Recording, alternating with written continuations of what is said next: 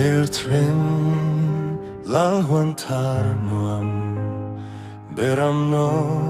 meltran na chuanayen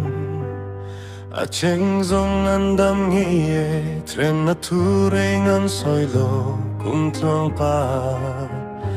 Beramno nen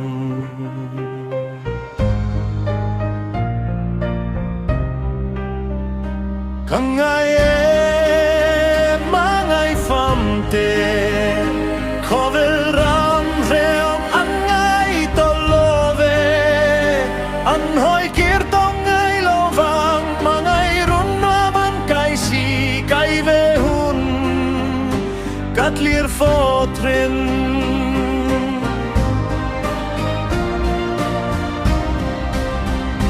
Kangai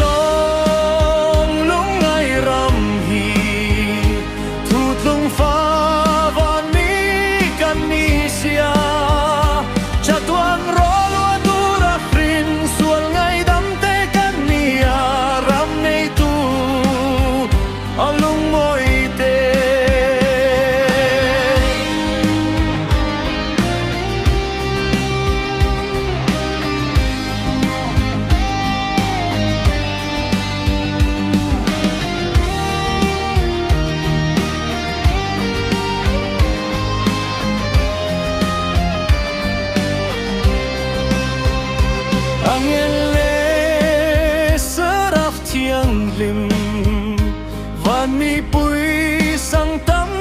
tak tele Ring pha song ten phak say sing Kim siam tu la li sua mi tin rengin An lak mua